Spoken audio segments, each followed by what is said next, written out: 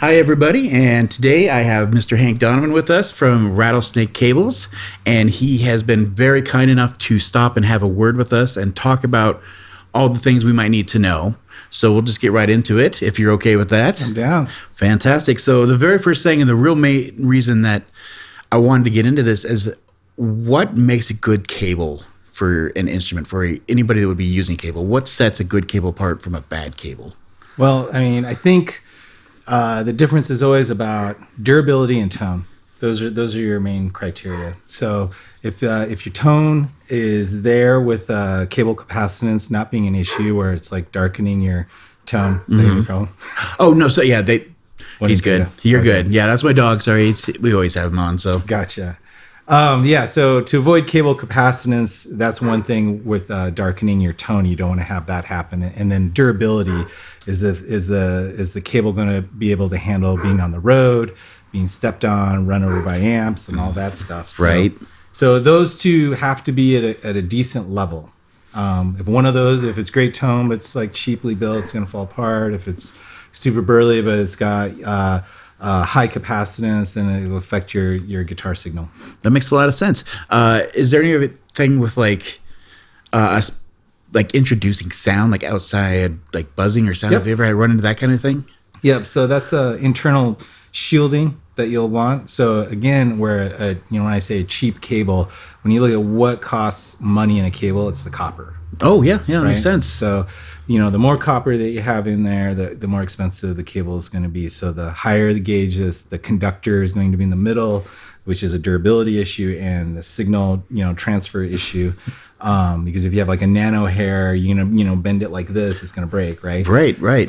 So the other part is the shields around that conductor. Once you have a cheap cable, they'll start skimping on that shield. So now you're going to have like areas of not or open coverage where there'll be gaps and holes. So like our cable is braided shield inside. So it's like this mesh, which makes it that durable feel to it. But no matter how you bend it, you're never going to get a gap. And there's a different kinds. There's a braided shield, and then there's a spiral shield where all the strands are going in one direction. Right. And if you're twisting that spiral could open up, and then that gap is where radio frequencies potentially can leak in. I had Or no power. idea. Yeah. Incredible. So, I mean, as a guitar player or whatever you're using for it, you never think of those kind of things. You're just like, I've heard a couple of those terms like the braiding and why that might make a difference. But that's the first time I think it's ever clicked. Oh, yeah. That is really good. Thank you so much. That is a huge insight. As an owner of your business, I've seen and I've read on your website through Rattlesnake that you guys make an emphasis that your parts are milled in the United States and it's hand assembled. Can you tell? I know there's two separate parts there. Can you tell me why you think that makes such a big difference in your end product? Well, it's just our cable. We work with wire mills in the United States, so that's something where I just felt was important. Just to keep jobs going in the Right. U.S. Yeah, it's a huge thing. So we definitely like to work with U.S. milled cable, and that's a challenge. It's always a very difficult thing. You can go overseas and get cable for a tenth of the price. Frankly, I bet. It's great. It's great work. We work with family-based businesses that do the milling. So it's like the one that we're really spending a lot of time and effort and money with has been really awesome to work with in California, and that's it's an important thing. Even though like plugs, it's like you could source those from different places. There's certain things that you just can't avoid. So it's like as long as the meat of the cable, which is the cable, is from milled in the United States, that gives us a good feeling. And they're all hand assembled up here in Missoula and by our team. So Right. that's cool too. That's honestly, it was one of the first things I heard about. And then I had somebody come through the studio they just talking about your cables, these Rattlesnake cables. Like, what are you talking about? Why? It's unusual for somebody to bring that up without being prompted. Oh. I'm like, okay, well, you're talking about it. Must mean something. I look into it. They're made here in Missoula, and I about lost my mind. And then I got my first one, and I was blown away of like the difference between the quality of what I was using before to that was like, well, it's like when you look back and you have that moment of, oh, I think I've made a mistake. I've been doing things wrong, and it clicks. And it was a great cool. moment. Yeah, it was a huge moment. We got to talk a little bit beforehand before we started filming, and you were talking about you had been a musician first and foremost. How had that influenced or worked its way or maybe even helped when it came to start building cables and doing that work? Yeah, it's a strange parallel journey between the two. There's also an occupational change where I was a web developer and a programmer for many years, right? Those all converged into Rattlesnake just because I was a musician. I was a kind of a nerdy electronics guy, dabbled in pedals and whatnot. So I just, just messed with a few items. And then as a developer, I worked in a virtual world, which absolutely, now in hindsight, I absolutely hated it because it was so virtual. It was meaningless. I was just typing stuff and I was making things, and a year they're obsolete. They're on hard drives. They just go away. I wanted to make something tangible, and that's what led to, oddly enough, cables, which wasn't like oh, that's what we're going to do next. I just happened to build a couple of cables and enjoyed it. And immediately I had band members from a variety of things were just like, what is that? And then they were saying, can you make me one? And I was like, suddenly I'm like, oh yeah, I can make you one, and then it just started to blossom like on its own. It's the most natural thing I've ever heard. Yeah, it was very weird. That's when you've got something right there is when people start, can I get one of those? Yeah. Huh, that's fantastic. The next thing I wanted to ask you about was you guys offer a lifetime warranty, which is unusual these days. It's rare in modern America and what we've built now to have a company actually offer that and honor a lifetime warranty. Is that a struggle? And what went into the choice of offering that and doing that? Well, I mean, in cable world, that is kind of a common thing. You'll see that a lot. But I think we do a good job, so we don't have a lot of those warranty issues. Right. And I always like working with people that even in their mind fall outside the warranty. We even had dogs eating cables, and they just I can't imagine. Yeah, and they just tell me that their dog ate their cable and was like all bummed out. And I was like, we'll send it. We'll put two ends on it. And now you're going to have like two cables where they ate through the middle. And they'd be like, what do I owe you? And I was like, don't worry about it. And we'll send it back with dog treats. Oh my, you're kidding me. We do stuff like that all the time when we get them. But like I said, it's not that often. It's pretty rare, in fact. And it's just one of those things. It's just I'd rather have a customer be loyal to the brand and because they believe in the company and the product and the service we offer. So it's a small price to pay, it's just like, I could be stingy and say, well, your dog ate it, tough luck, right? Whatever. And okay, well, you're going to send us the cable. We're going to make, two cables out of the one cable. I made that person's day. They're going, if it was an accident, it wasn't their fault, and, there's stuff like that where it's like, I know their word of mouth is going to tell people and that, to get other customers knowing that we'll take care of them is a big thing. There's other companies that do weird stuff where it's like you send one in, they just send you back. It's all just very like corporate, or whatever. Yeah. I definitely like to work with people and like just tell them I got them, don't worry about it. No, the interpersonal connection. It's that next little step that you've made a customer for life there. I mean, it hurts on our bottom line. We don't want to be doing that all the time. But it's at the end, it actually gains. It's the long term view versus the short term view. Yeah, It makes a lot of sense, and that's one of the reasons that those kind of things are why when I first started as an engineer or as a guitarist or whatever it may be, when you start to realize that cables make more of a difference than you think. And it's time to change them out. You make that kind of, it's okay to make that kind of investment. Put a little bit more money out there because it's going to look more long term than short term. That's the biggest challenge we have too. Someone will spend $3,000 on an amp and $2,000 on a guitar, and they'll buy a $5 cable. And you're like, and they'll be like, well, it's just a cable, and I'm like, well, it's just a cable, but that's one of our proudest episodes I think we've done for the 145 Rural is that. We did a whole episode on what sound priority, what you should really be invested in. And cables wound up being number 3 out of like 10. Oh, yeah. And it really wanted to emphasize that you don't think about it, but it makes so much more difference. Yeah. Yeah. I mean, it's an accessory. So that's the same as a guitar pick and a strap. But it's like... But it's not. It's part of the sound. In your mind, you think it's an accessory, but it's part of the sound. Yeah. So it's an important piece. And people that get it definitely get it. And then there's a group of people that don't get it that eventually will get Exactly. It's part of that learning curve. It's part of the learning curve. It's how you know, like, how far along are, okay, you get it. You got it. Also, cables aren't fun and cool, and we try to make them a little fun. I was going to say, cool. yes, I've seen it. You guys have done pretty good, especially with your social media stuff that you guys have done, and the giveaways, and just the braiding and the colors you guys offer. Yeah. You guys found a way to make it fun. Yeah. So that helps that too, where it goes beyond just an accessory. Right. You know? So it's a thing that people need. Yeah. Fantastic. What was it like watching your company start from where you were just kind of you were talking about that natural growth where it just kind of became a thing over time? What was it like when it started to expand and grow? What was that like for you? It was amazing, terrifying, and difficult, and fulfilling and depressing. It's all of those things. So when we go from a concept to a business where you decide this is the direction we're going. So, I mean, I still needed to pay my mortgage and I have kids and all that. And it's what you basically call, a hobby business at first. First it was just an idea, then it turned into a hobby, and turned into a hobby business. But then to convert it from a hobby business to that's the thing that we're doing is a very hard leap. And that's a scary leap. And that happened in about 2000, mentally 2018, 19, definitely 2020 was the year Amy, my wife, and I took our first paycheck.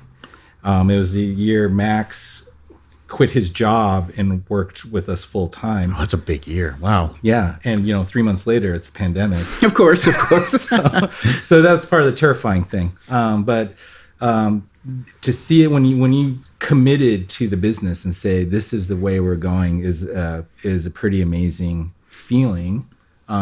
Where we just let go of all the other things and we knew we were going to take a sacrifice and then to really focus all of our energy into it. And then when you look back at it now, we're still trying to climb the hill, but you look backwards and go, wow, look where we came from, It's very satisfying. That's amazing. But we have so far to go, though. Isn't it that's how you know you're talking to somebody who really believes in what they're doing, because it's never about, it's amazing where you're coming. It's always what's coming next, or on that next step. Like, that's great, but guess what's coming up? Yeah. Or I feel like we're just starting, right? Honestly. So I feel like we're like step one. That's the one step was 10 years, but now it's like, okay, now let's get stuff done. And it's funny, in the corporate world, you hear it so much that it becomes almost cliche. But with your company, I absolutely believe that I guess what I'm saying is, the more you look into it, the more that you reach out and meet more musicians, you're surprised that you're not hearing more about Rattlesnake. And you're like, yep, okay, it's going to. It's going to catch on. That fire is going to keep getting bigger and bigger. So, I think you're dead on. It's not just the cliche.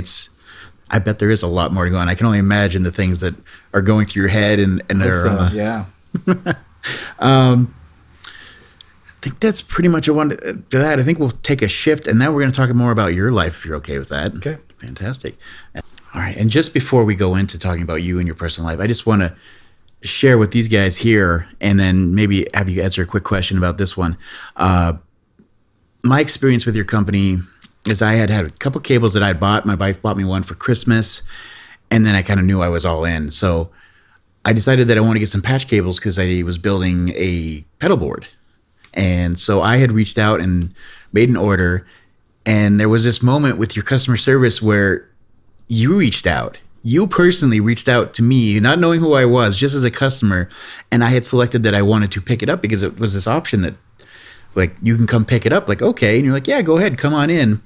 And so I went in to pick up these cables since we were in the same town, and you met me at the door, not somebody else. And then on top of that, as I'm already giddy because I'm meeting Hank Donovan. Oh my goodness. At this point, you're legendary in my mind. And I know. It's so stupid, but nerds are nerds, right? All right. And then you offer me a tour, and you showed me top to bottom the facility, the people doing the handwork, some of your new tools, everything that was going on. Absolutely blew my mind. I went home and I must have absolutely made my wife's ears bleed with how giddy I was as a schoolgirl. Like, you won't believe what happened.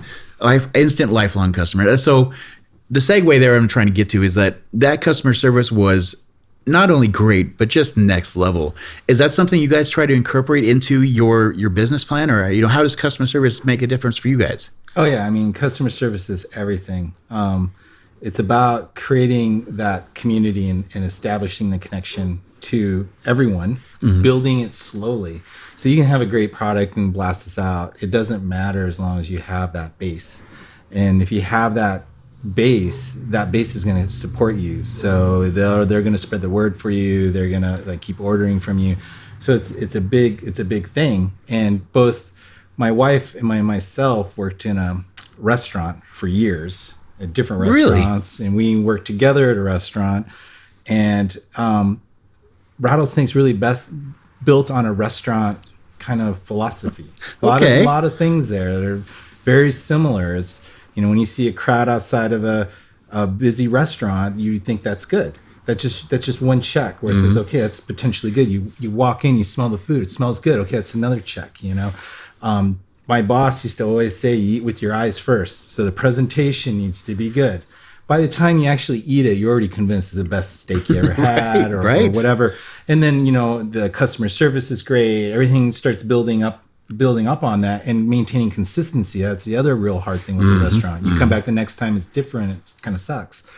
So all of these things I've said, like our social media is that crowd outside, like the when you sit down is when you open the box, or your buyer experience on the website. That's like you're playing this cable, you haven't got it yet. You're already convinced it's great. All the experience factors of how you're treated during your whole process, pre-purchase, post-purchase, all of that needs to be good. And then consistency. You order again, is it similar? The whole thing, the box, the presentation, is this similar like the last time? Or when you tell a friend about it and they say, oh, I got the box and they had the thing and I got a video and blah, blah, blah. Like I did too, right? So those are all things I've learned from a restaurant, and customer service is really like where it's at. And it's an art that's like totally just getting destroyed and lost today. Amen to that. And Yeah. it's just the way it is, which is a great opportunity for us, because I feel like we can do great customer service where no one else is really doing it.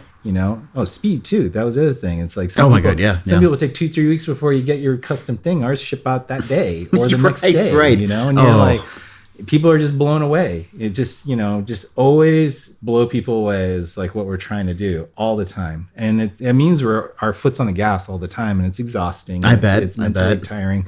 But every day our team is like so awesome that everyone's stoked on it. Everyone's very appreciative of like what we have and like customers coming in. And like I said, everyone who works there works in the service industry. At some point, I'd rather hire someone who's a dishwasher at a restaurant than someone who's got 10 years soldering experience. Right. Because I just wanted to have that sense of urgency and prioritizing, and then working as a team is like the restaurant and service industry has all of those checks covered. That is genius. Yeah. I mean, that's something you can't teach. Customer service is something it really is a person and their personality, but you can teach somebody to solder. But yeah, that's genius. Yeah. Huh. Yeah, for sure. Well, fantastic. Thank you for offering it. And again, from the bottom of my heart, thanks for the tour I got. I still love it to this day. So that's fantastic.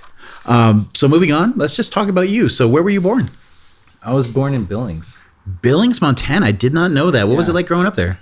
I didn't. I was just born there. You just said that was it and we were gone. That was that when we were done. Yeah, I've lived in all different places in the state. So born in Billings, lived in Missoula twice, lived in Great Falls, lived in Kalispell, lived in Lakeside, lived in Kalispell twice.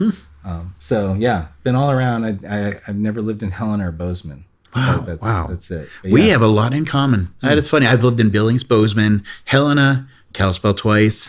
I mean, and Butte. Oh yeah, I lived in it's Butte. Part of being like as somebody that wants to get around in the state is just it's so many different cultures just in this area. It's funny, but Missoula's my favorite. Agreed. Yeah, I completely agree. Yeah, Missoula's my favorite. And I was a little kid when I lived in Missoula, and I still have very fond memories of being ages like 1 to 8.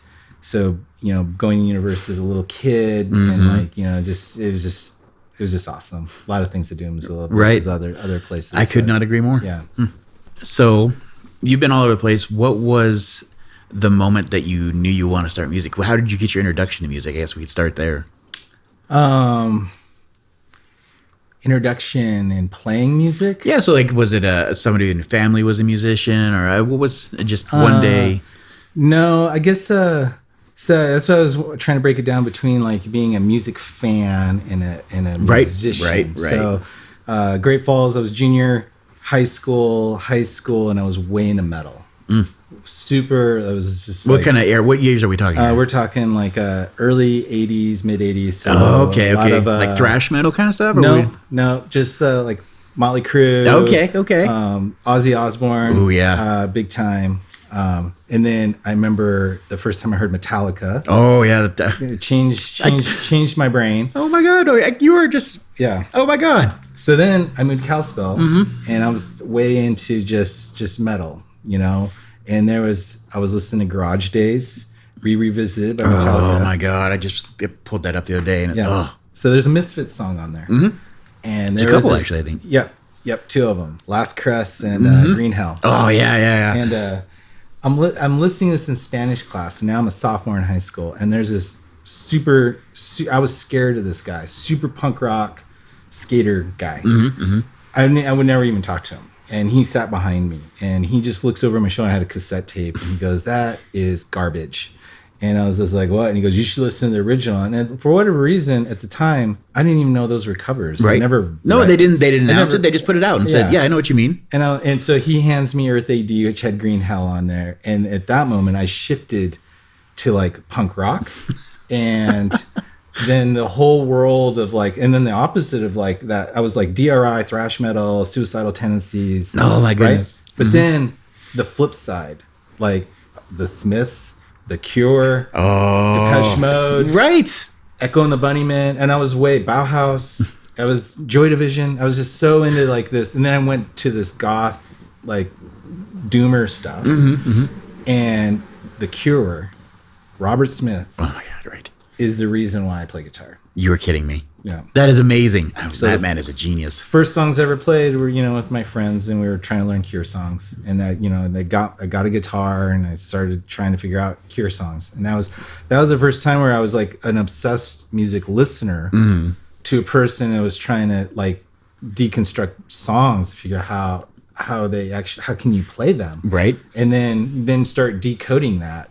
And that's where I became like a beginning musician. So that would have been in, 90. Right. 91. So, and then those were the first conversations of like, we should make a band, and, like we can play Cure songs or whatever, like try to make our own songs. And, just wallowed in that for years, because I was in Kalispell at that time. There was no drummers. There was nothing. Well, nothing. Even in a rural, I mean, we cater to smaller rural music. That's a lifelong struggle finding anybody like that in the smaller community, especially back then. Yeah. And there wasn't like Craigslist, and it's like you could put out a newspaper ad, but then until I moved to Missoula in '93. That's when you suddenly started like, wow, there's actually musicians. There's a drummer. I know a drummer over there. And it was just like, oh man, we could actually form a band. And, right. And then things were happening. Yeah. And that was the whole different direction. And I think that goes for a lot of people where they come from like a small community, and there's always someplace there's like a community that they weren't aware of. And Missoula for us was that, where there's an actual community of musicians. Yeah. And as you slowly work your way in there, just by knowing a friend or a friend of a friend, all of a sudden you're become part of this bigger thing you didn't know existed. And I love that. Yeah. But how did you, I mean, you kind of touched upon it before that. How did you really develop a love of making cables? I mean, at this point, you've been doing it this long. Is it just that it's profitable, or is there a bit of heart in that making the cables? Yeah, it was pretty early on. It was just the fact that, my quest from working with computers and making something virtual to something tangible and real, and the idea of making something that someone is actually using to create their art, right? So that was just that alone is super fulfilling. I could never get that from a website or working in a restaurant or anything. Just knowing I'm aiding in some kind of tool to do something, right? And that was very satisfying and fulfilling, and that made it really easy to transition into like, how can we make them more? How do we make them better? How do different offerings, and just anything that helps a musician do their thing. It's awesome. Yeah, that's fantastic. Oh, beyond that, I think I've pretty much gotten a lot of great information on you. I think you've helped a lot of people that maybe, especially like myself, you don't think about cables. I think you've really opened up some eyes and some brains probably might have Nice. blown up learning some of those things. So I really want to thank you so much for your time and coming in to talk to us. No. Awesome. Thank you. Thanks for And then having if, me. as you guys, if you know, whatever you're listening, if you're listening to this on a podcast or if you're watching this on YouTube, I always have YouTube, I have Rattlesnake Cables linked below. So go ahead and click on that if you want to pick up some cables. And of course, if you get a chance to go, I'll have their socials below too. So you can go check out, they have an amazing social presence. So go check that as well. So anything else that you'd like to plug or talk about? No, I'm good. Well, Yeah, thank you appreciate so your much. time. I really appreciate it. Thank you. See you guys later.